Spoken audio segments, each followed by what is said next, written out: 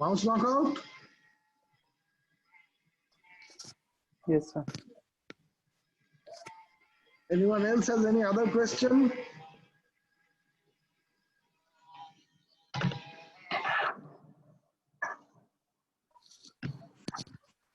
Sir, my one question is that, sir, where you find that, like, what is the codon frequency of codon optimization? For codon optimization, we have to know that which host having like what type of frequency of that codon in. Sir, there will be some specific database for each host. You have to choose for the code. So Where will you get that? I'm showing you,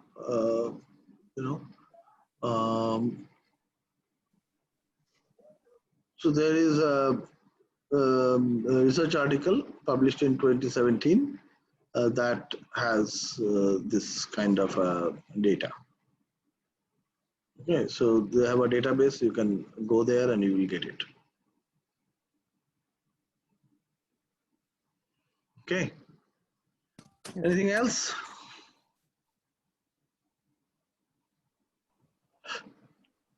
Sir, like in the retroviral expression system, what is the role of LTR?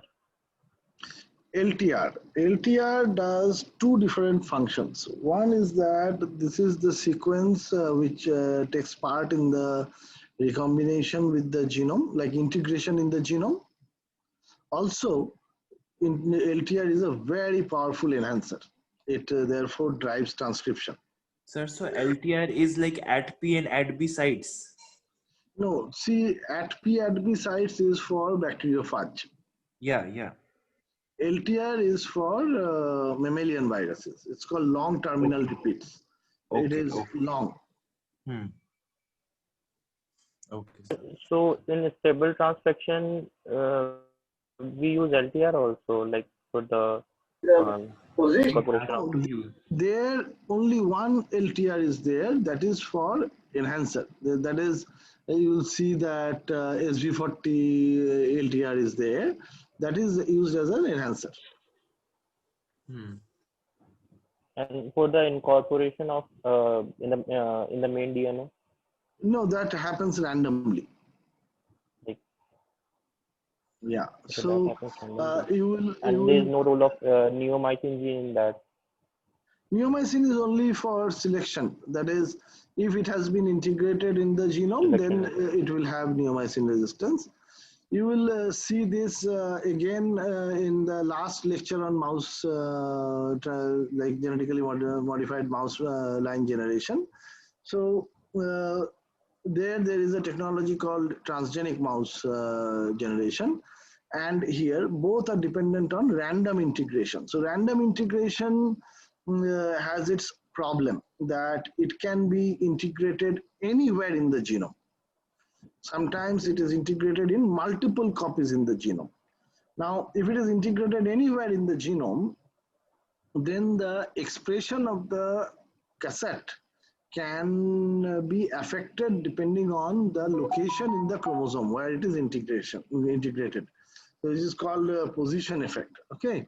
Now, therefore, when you are making stable lines, then what happens is that you have to culture the cell at a very, very, very low density. So that, so low, like you do it in multiple rounds, not in single round. Like you transfect with the neomycin resistance cassette, and then you plate it and you will get the neo positive cells. Then you strip it off and then plate it at a low dilution, and then you will find some colony-like structures, and then you take some such colony-like structures and then you dilute them further, plate it again, and eventually you will be able to pick up cell colonies that came from single cell, like pretty much like bacteria, but it is much more difficult to do, and limited multiple rounds are required. The reason is that in different cells, the construct may have been integrated in different locations. Then you have to characterize multiple such clones, okay, and see wherein, in which particular clone the integration has happened in the most appropriate way, so that the outcome is exactly what you expected. Okay.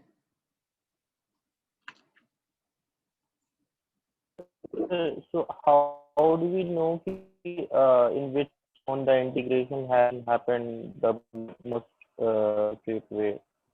Well, like say you wanted to express GFP under a certain enhancer. Okay. Now you know something about that enhancer. Okay. So say like it turns on only when you are trying to differentiate the cell to a particular cell type. Okay. Now you will study some 100 different clones and see in which one, the ones where JP expression is there from the very beginning, you discard those. Where during transformation, during differentiation, it does not turn on, you discard those. You only keep those where it turns on exactly at the time of differentiation. Within that, you see which one has very strong expression, weak expression. There are many criteria through which you will eventually choose. Yes, sir. Thank you. Yeah, Promit. Sir, I actually had two questions. One is from the slide where you have shown mammalian expression vector. So I just wanted to know if the gene that is giving neomycin resistance, is it being does it use the same CMB promoter? No. So it will have its own promoter enhancer sequence and transcription terminator as well. So I do not remember. It is possible that it had CMV only. That I do not remember. Let me check quickly.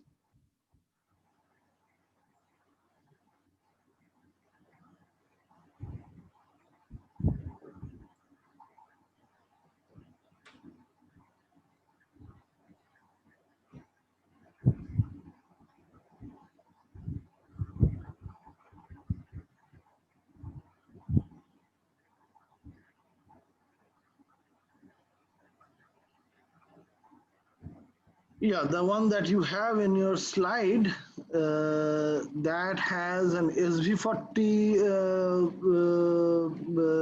transcriptional terminator for neomycin, and I think it will still have PGK, like phosphoglycerokinase, as the promoter enhancer, and your gene of interest will be driven under CMB. See, are you there on slide number 81? Yes, sir. So you look at it. In that, what is this BGH? So I'll tell you. So BGH is bovine growth hormone. PA is polyadenylation 6. Okay, like in prokaryotes, you have a transcription termination sequence, right? In eukaryotes, after the gene, the part that will be in the exon, the last exon, after that, typically there will be a consensus sequence where like it will be actually transcribed. Okay, say I'm now first drawing the DNA, and then say here the last exon ends. I am not claiming that it is exact, but somewhere over here the polyadenylation sequence will be there. Okay, now the mRNA will be transcribed. Okay, and this is where your exon is. Then the mRNA will be cleaved from here. Okay, and then poly A tail will be added here. So it is a poly A tail addition is a post-transcriptional event, right? So this PA, the polyadenylation signal, also acts as the transcriptional termination cassette. It's a relatively long stretch of DNA. But typically, the BGH PA, I think, is close to 1,000 nucleotide long. Okay. Yes, sir. Sir, I had one more question. Mhm. So since we just mentioned about LTR, so I had attended a talk in which they had said like there were LTR sequences in between ORFs, and they had said that they would look up in miRNA base database. So I didn't understand the connection between LTR and miRNA. Neither do I. I have no clue what is the relationship between LTR and microRNA. Yes, sir. Unless I see the original, write-up or hear the original lecture, I will not be able to comment on it. Sir, so like of all the plasmid vectors we have talked about, we will Hmm. use PRSCT ABC variants for N-terminal fusion Hmm. and pcDNA 3.1 for C-terminal fusion. Am I right? Yeah, but Okay. nowadays there are other newer Other vectors as well. vectors, yes, yes. Akanksha, bolo. So, like the neomycin cassette that we are talking about, it gets randomly integrated in the genome. But It is my not just the question, neomycin cassette. It is not just the neomycin cassette. okay, Only that will be useful. See, it will be linearized somewhere over here. Okay, this vector. okay, Somewhere over here will be linearized. The entire stretch will be integrated. okay. Is it also possible that, like, instead of the entire set getting integrated, like there are breaks in it, like, Yeah. All sorts of nonsense happens. That's why you have to spend years after to generate a stable line. Like I'll do a little bit of bragging now. Sir, and one thing, you talked about this neomycin and G418 selection. Uh, So I was not very clear about G418 selection. G418 is the drug which Okay, is the neomycin equivalent. okay. Yeah. So let me show you something.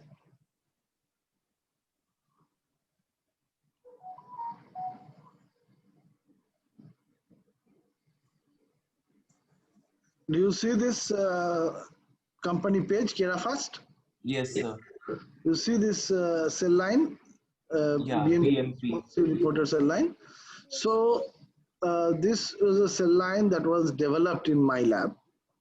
This is now commercially available. If you want, you can pay me $800 and you can get it. Mm.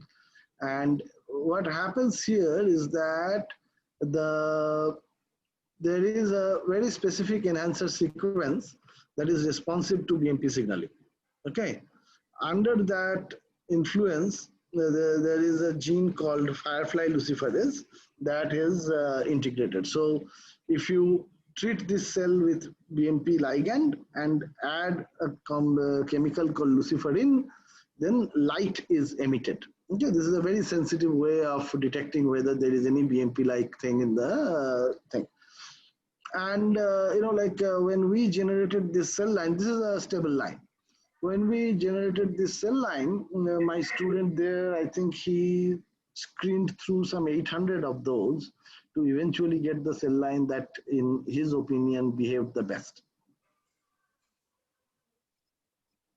Right. So, yeah, like stable line is the complicated animal. Anything else?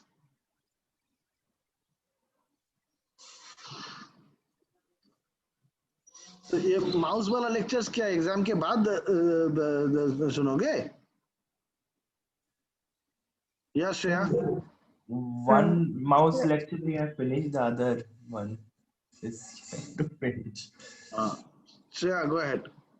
yeah, sir, I have questions from knock-in and knockout technology. So, like, I'm not able to understand, like, by knockout, are we like replacing the wild type copy of the gene with the mutated gene, or is the wild type gene still present and we are introducing the additional mutated gene at a separate locus? Well, yes and no. Okay. So the most straightforward version, that is, see, like, first of all, you need to understand that when it is knockout, you are not creating a mutated gene. Like, you are creating a mutated gene, you are simply eliminating some part of the exon, one exon or two exons, you are simply eliminating it. So strictly speaking, it is the way it is described in my slides or in textbook or in literature. It is knock in of neomycin resistance cassette and knock out of your favorite gene. If you want to replace, like say you want to introduce a point mutation in a gene, that's what you were talking about. That's a little bit more complex. I do not want to get into it right now. In there, what you do is your homology arm, like your neomycin cassette will be in the intron. Homology arm will be in the intron. And the other homology arm will be in the exon. Just, there will be one point mutation. So now the new, after integration, integration happened because of the neomycin resistance and counter selection with the thymidine kinase and jancyclovir. So you know that your cassette has been integrated rightly. And after that, often what we do is that the neomycin cassette is cloned in such a manner that it can also be removed. So eventually what will happen is that the only genetic change will be that one nucleotide that you have changed in the gene, in the exon, and 34 nucleotides additional in the intron. So I did not quite understand like how the... You don't really need to understand this single nucleotide change part. Let us understand the normal knockout.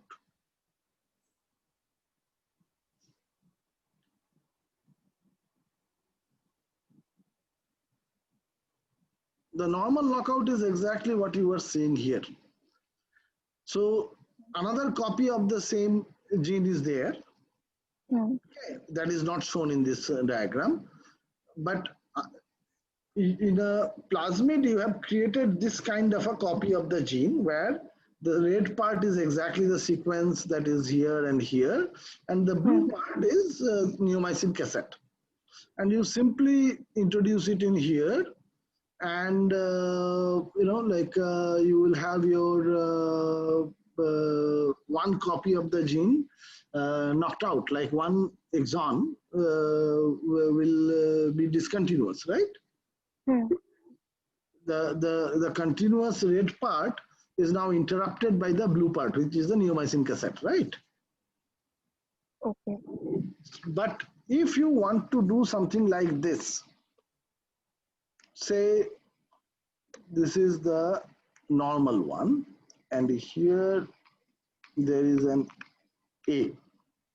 You want to create a mutant one where you are not eliminating the whole thing. You just want, in place of A, there should be a G. That is a whole lot more complicated. Sorry.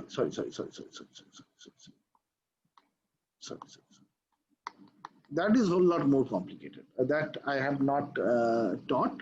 First, you master this part. If you are still interested, by the end of the course, I will certainly explain it. Sir, so in the previous slide, what we have created, it is a heterozygous condition. Not conditional, it's just a heterozygous knockout. Knockout. So now when we get an organism from it, it will be heterozygous for this locus.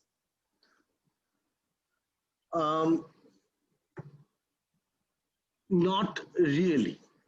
See, let me first hear what Hoimi has to say, then I'll answer. Okay. Bolo, Hoimi. Yes, sir. So for creating a knockout in a cell, so for since we are using restriction enzymes, which are generally hexacutters, to cut the whole genome and insert the neomycin resistance cassette. So, sir, it can also have off-target effect because अरे the gene. ऐसा कुछ नहीं है, ऐसा कुछ नहीं है, ऐसा कुछ नहीं है. Let me try to explain it. उड़ी बाबा रे, ना ना ना.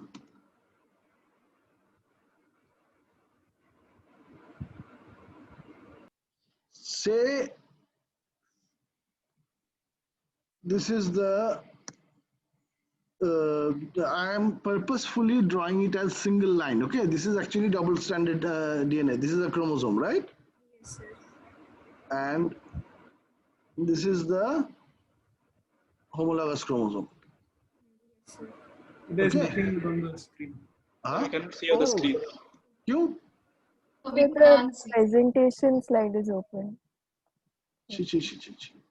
ये zoom बहुत गंदा है. Okay, can you see it now? Yes. Yes, sir.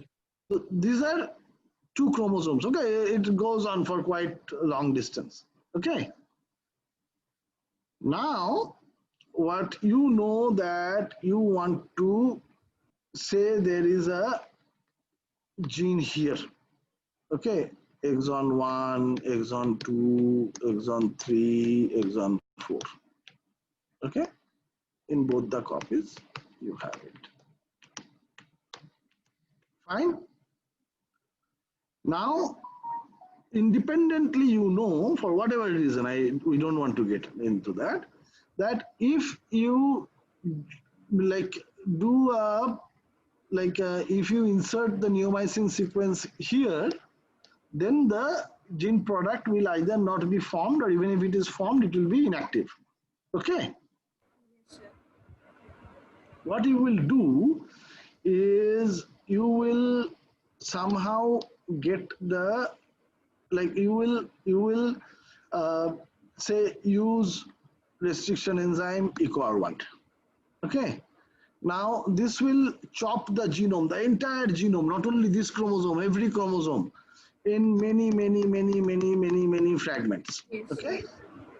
Now you will run it on a gel. Okay, and probe with this sequence. Okay, and then you will know that what is the size that is being generated here. Do you get it? With southern hybridization, you can get that information, right? Yes, sir. Now you will run the gel again, again you will do restriction digestion, run the gel, and using molecular weight marker as your guide, you simply cut out that part of the gel. Say you know that I am getting a 3 kb fragment where my exon 2 is present. Okay, so you cut out that part of the gel which spans say from 2.5 kb to 3.5 kb. Then from the gel you extract DNA. So all sorts of fragments belonging to that chromosome, any other chromosome which is in that size range, you will get it, right? हाँ बोलो तो नहीं तो समझ में नहीं आता है. Yes, sir. Yes, sir. Okay. Then that is a much smaller subset than the whole chromosome digestion, right? Yes, sir. Then you clone those in a cloning vector. Okay, all the fragments. And then you transform bacteria, again screen them with the same radioactive probe. And you isolate the bacteria where your favorite gene of interest fragment is there. Yes. And then you sequence it. So you will know the sequence of this part. You will know it. We are talking about pre-genome sequencing era, right? Yes, sir. Or you can always also have, there is something called YAP, Yeast Artificial Chromosome, YAC. These are very long fragments of DNA for different organisms. These are already readily available. These were available, even available today. Nowadays, we don't need to use those, but in those days, we used to use those. So if you have a yak library, then you can probe that library with probe specific for exon 2, and you will say get 5 yaks. Okay, then these 5 yaks are also plasmid. You sequence using this part and this part, so you will get some idea about the part of the genome that is contained in that yak. So your objective is to know as much about this sequence as possible. Okay, like what is economical and everything. You typically want to know sequence of around 8 kb. Okay, now you know the whole sequence, so you know its restriction map as well. Yes, sir. So now, yeah. So until now, like we have many sequence of 8 kb now, different. I mean, different sequence. I mean, different sequence of 8 kb until now. We have Different sequence of 8 kb. Like we took the fragments of same size, then we sequenced it. I am not understanding. Who is this speaking? Sir, I am Sandar. I am not understanding. You speak little slowly. Yeah, sir. Like we first we got the sequences of same size of 8 kb, and then we sequenced it, right? So there will be multiple DNA sequences. One of which will be our gene of interest, our sequence of interest. Are you talking about the yak approach or the first approach that I talked about? I talked about two different approaches. Like in then hybridization, sir. He's in the asking first about approach. that. In the first approach, you will do what is called colony hybridization, which is a variant of southern hybridization. You identify the bacterial colonies where the relevant part of the genome is cloned inside of a plasmid in a bacteria. So you identify that bacteria, grow it up, isolate the plasmid, and there in the multiple cloning site, you have a fragment of the genome cloned. And you sequence that, you figure out exactly what you have. Okay. So, any question from there? Sir, I have confusion. Sir, can you go to the previous slide? Yeah. So in this, there are multiple sequence or multiple sizes. Now you took sequences of one size, right? 8 kb size sequences. So which will be containing sequence of our interest plus other sequences. Yes. So this is actually another way of making this is another way of making a small genomic library. Say in this part there are 30 unique DNA fragments. Okay, of which only one belongs to your gene of interest, right? Yeah, yes, sir. Yes, sir. So you can elute the DNA fragments from the agarose gel simply by melting. Like there are many ways. Okay, you can isolate the DNA from the agarose gel. Okay. Okay. Yes, sir. You know which restriction enzyme you have used. So you cut your plasmid with the same restriction enzyme, and then clone it. So you will get 30 different types of clones. Okay, and yes, sir. Many molecules per type. Then you transform bacteria with that whole ligation mixture. Then yes,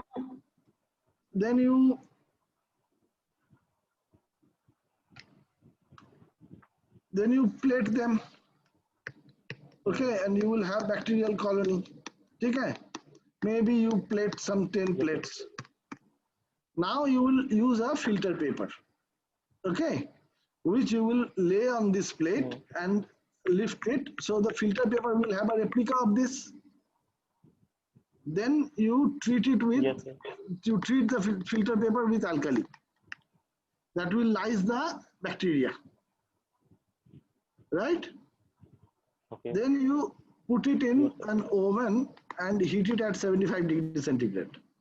That cross-links the filter paper is such that it will cross-link the DNA with the filter paper at elevated temperature. Or you can do UV cross-linking as well. Okay. Okay. Then you have, the exon 2 sequence, right? You know Yes, the sir. mRNA sequence or exon 2 sequence, something you know, right? You are not going to knock out a gene just because one fine morning you felt like it. You have been studying that gene for some reason or the other. So you have some information about the gene, right? So Yes, then just like you do southern blot, you put radioactive probe, like you have a radioactive probe solution where you put in this filter paper. Now you will know that of all these colonies, this one colony did light up with the probe, right? So because it is a replica of this, so you know, okay, this colony has the DNA, plasmid DNA. You grow that bacteria, then isolate the plasmid from there and sequence it. Yeah. Huh? Like we are doing the hybridization. Yeah. You got it? We are doing the hybridization for selecting the. Yeah. So now you got it? Yes, sir. Yes, sir. Okay. So now you have this Yes, sequence. Yes, now you know the entire restriction map and everything in here, right?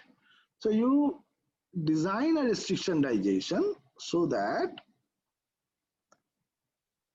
this part is chopped off. So you will have a linearized plasmid.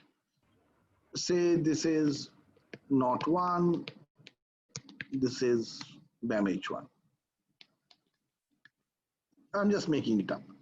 And this part did not exist. Okay, it is like you have chosen restriction sites such that you have a linearized plasmid which is short by some 1 kb or something like that.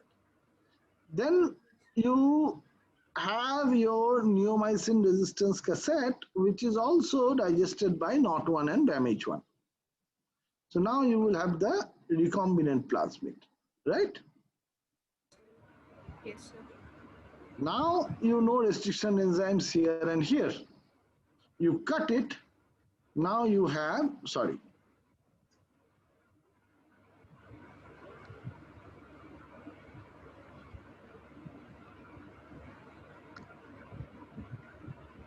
Now you have your gene sequence here, your gene sequence here, but in the middle you have the neomycin cassette, right? Yes, sir. Homi, did you get it? Yes, sir. Now you go to your stem cell and transfect it in here. So you are not doing anything in the stem cell. In the stem cell, only homologous recombination will happen. Okay.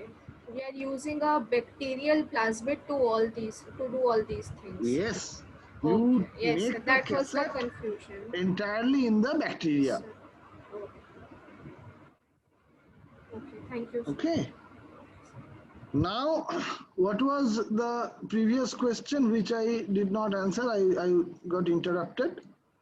Sir, heterozygous. So now, when you do that, you will replace in only one copy of the genome most of the time. So I tried to explain in the lecture. Say the transfer, like this piece of DNA has to be transfected, like it has to go inside the cell, and then the recombination has to happen, right? So it will not be the most frequent of the things. So, like please turn on your video, otherwise I really have difficulty. Ankit, you please turn on your video. Yes. Otherwise, I do not understand whether you are looking at it.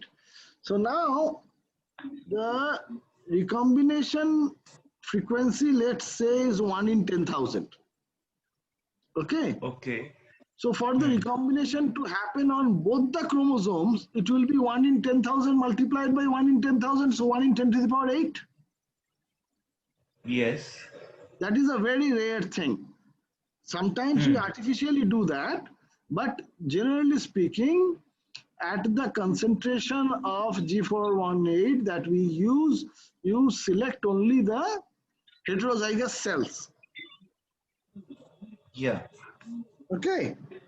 So now these stem cells, these are heterozygous for your Yes. locus, right? Yeah. Hmm. So then you put it in the zygote. Yeah. Let me, So why in the zygote? Blastocyst. I meant by blastocyst, yeah. Yeah. Then you put it in the blastocyst. As you can see that the brown mouse, it has every cell, because this is again from one clone, right? You will do all sorts of, vetting to ensure that you have chosen the stem cell which is appropriately modified, right? Hmm. So all of these brown cells came from one stem cell that was appropriately modified in your judgment. Okay. Now, two genetic loci are shown here. Are you seeing my presentation or no? No, sir. Your this screen is. Do you see my presentation now? Yes, Yes, sir. sir. So now these are coming from the brown mouse, right? Two Yeah. genetic loci are shown here. One is A and other is X. A is for coat color and X is Okay. your favorite gene. Hmm. Okay? So because it is brown and not black, the recipient blastocyst is from a black mouse, right? Yes. So there the coat color locus is small a, Yeah. and this is capital A, capital A. Yeah. Now your gene of interest locus, look at here. This is heterozygous, X minus, X Yes. plus. And of course, Yes. black mouse is X plus, X plus. Yes. Now, some cells, some of these stem cells will contribute to the embryo and to the grown-up mouse. Yes. You know that because you can see its reflection in the coat color. Yeah. So purely Yes, sir. coincident, but you do see it, right? Now, those that are black, you are not at all interested in them. Okay? Please understand that we discard them simply to reduce our workload. Chance, we are talking about chance. There is always a possibility that the different stem cells, the brown stem cells, did not contribute to the skin color lineage, coat color lineage, but in other lineages it did contribute. But we don't want to increase our workload. Where we clearly see the coat color has changed, we definitely know that there the embryo has some component from the recombinant stem cell. Recombinant stem cells. Yes. So we do not proceed with these at all. We only take these. And we mate it with a black mouse. Black mouse again has, we are talking about germ cells. So those are haploid. So it will be A and X plus. And this is heterozygous. Our chimeric is heterozygous again. No. We are talking about germ cells. Gametes. Chimeric, Gametes. Okay. when it is chimeric, you cannot talk about heterozygous, homozygous. Because there are two different types of cells in there. Two genetically distinct types of cells in there. Some that came from the brown mouse because of this thing, and some that came from the black mouse. Okay. Yes, now, sir. There are two. See, the blastocyst itself had two different kinds of cells, right? Yes. So Yes, sir. when the mouse is, if the mouse is shown as a square, because I cannot draw a mouse, then some cells will come from the black lineage. Some cells can come from the brown lineage. So it is not the same, like in your body, every cell has identical genome. But this chimeric mouse, they do not have identical genome for every cell. Some have this altered genome because they have capital A. Now, here, what are the different kinds of germ cells possible? First, if the particular germ cell came from the black line lineage, then there was no variation, right? Because the black is A over A, X plus over X plus. So in the haploid, it will have to be A over X plus.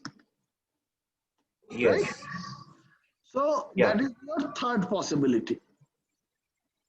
Yes, that is coming from the black mouse. Okay.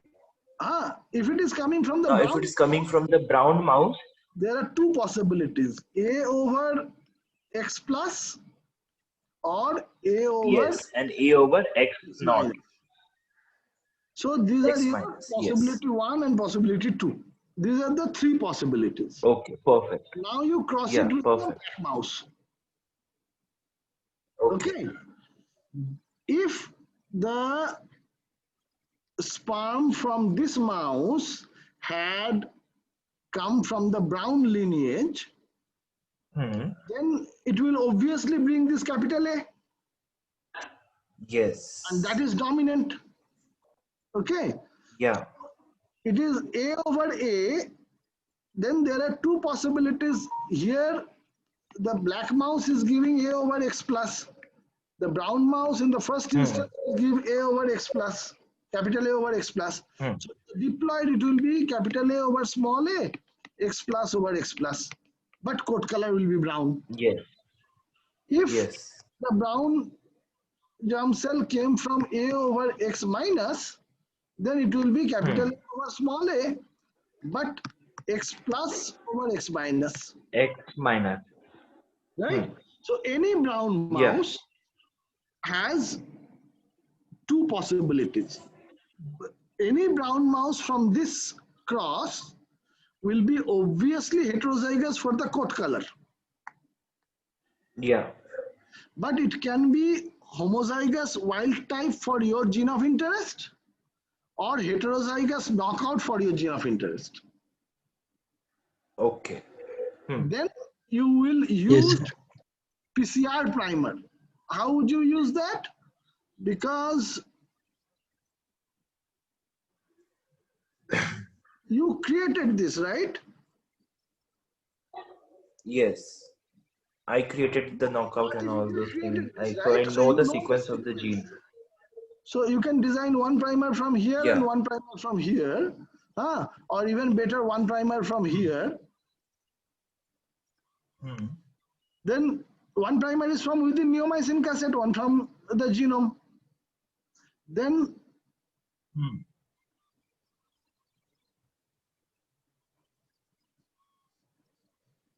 there is no possibility that if you take a little bit of tail tissue from these two different,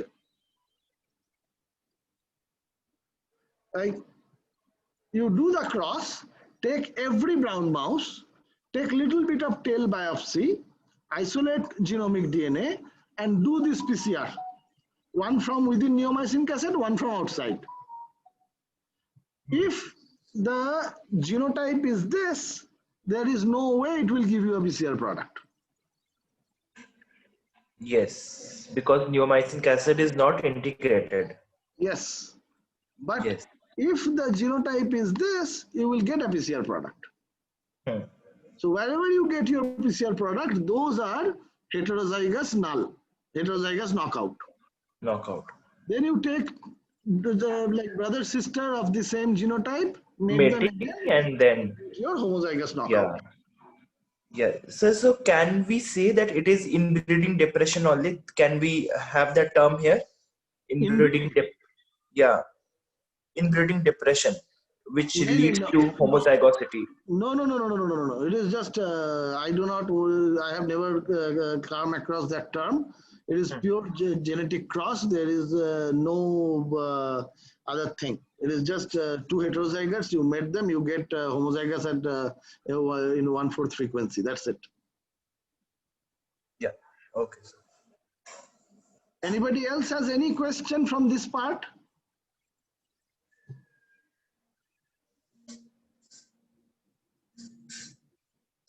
किसी को कोई सवाल नहीं है, सबको सब समझ में आ गया, right? So when you are generating knockout mouse like this, you need to very clearly understand that you are not knocking out a gene in a mouse. You are knocking out a gene in a stem cell. Embryonic stem cell. And you are making the whole mouse out of one such modified cell. That's it.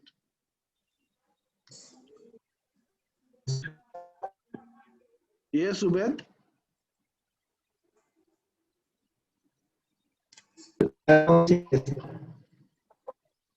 Ubed, problem है connection में.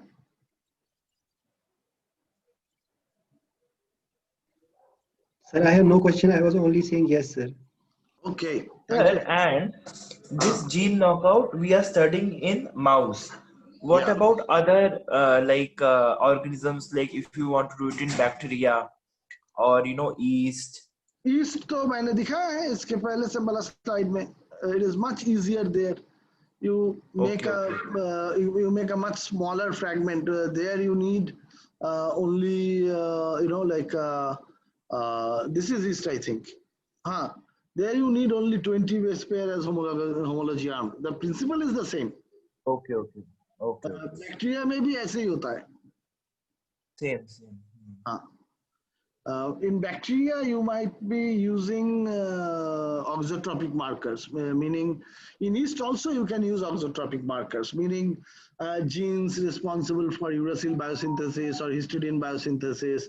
So the yeast cells that are used in the laboratory for experimentation, let me see if I can get the genotype.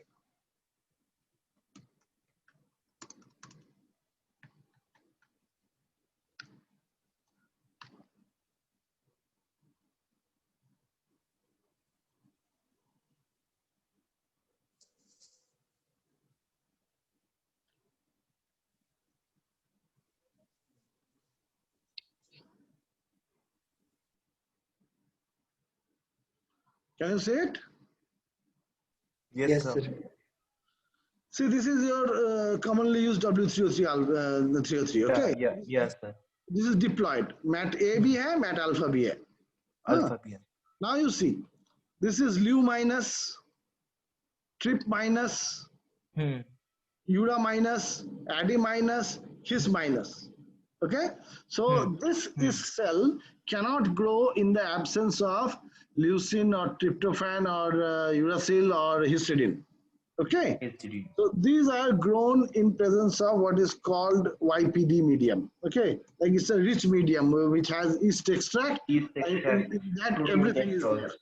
But when you are doing, like any kind of genetics and you want to do some selection, then you will use a defined medium. Okay. That medium has only salt and glucose, nothing else. Okay. So there, this yeast strain will not be able to grow because they cannot make their own leucine, tryptophan, uracil, histidine, right? So you will supplement the medium with, say, leucine, tryptophan, and uracil, and adenine. So it will still not be able to grow because histidine is lacking. Now in your knockout construct, you provide the wild type copy of histidine 3 gene, his 3 gene. Instead of neomycin resistance, you provide the wild type copy of his 3 gene. Okay. So now that will only grow. Yeah. Now your gene of interest is replaced by histric acid. Now it will grow. So this is called auxotropic selection. even yeast plasmids will have such auxotropic markers. That's how, if you want to express 3 different genes in yeast, in W303 alpha, there are so many mutants, right?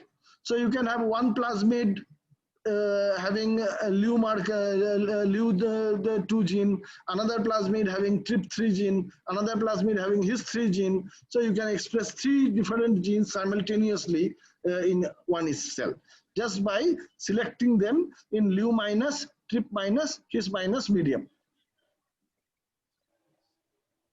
Okay. Okay, sir. Anything else? But like homologous recombination is not known to work in Drosophila.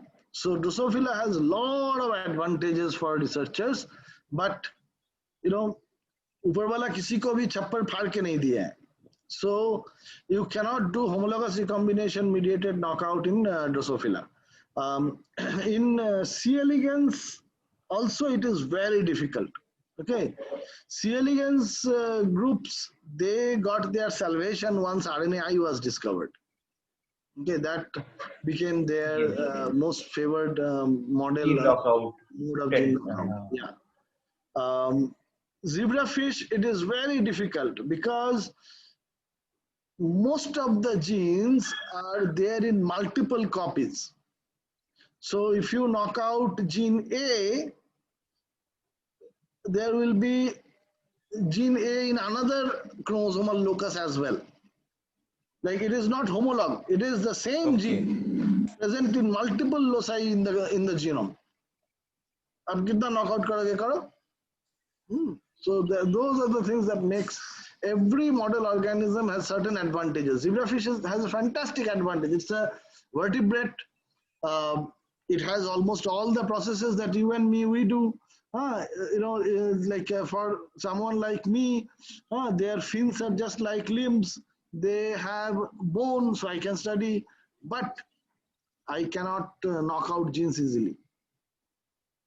Drosophila, I cannot use them at all. They don't even have bones, and there also you cannot do recombinant gene knockout. Mouse, you can do all these things, but then it grows very, very slowly. It requires a lot of space, wastes a lot of money, and there are many other issues. These animals have been inbred for last 70, 80 years. They do not represent a real mouse. Like there are all sorts of nonsense. Okay. Okay. Or anything? Yes, Shreya. Sir, so in the example which you showed, like we are introducing the neomycin cassette at exon 2, like we are disrupting the exon 2. So, like, sir, what about the splice variants? Like, will those be? Yeah. So see, if the gene has splice variants where exon 2 is not part of the actual WRF, then you will knock out that variant which contains exon 2, and you will not affect at all the other variants.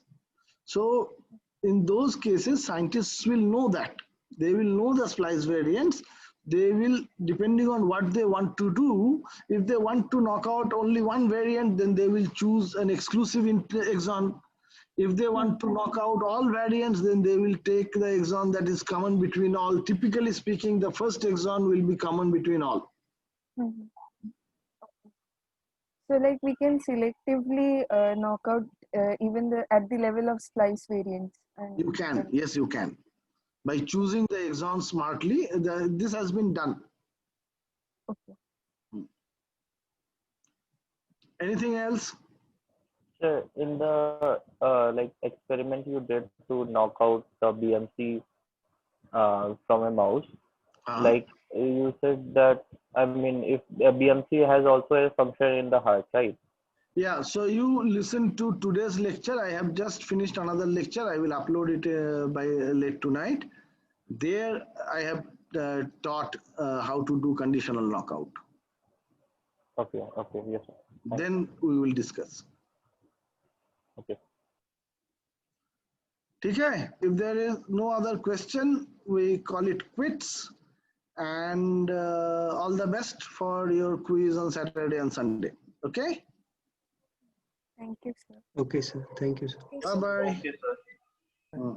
You will be all right. Bye, sir. You all studied well. Bye bye.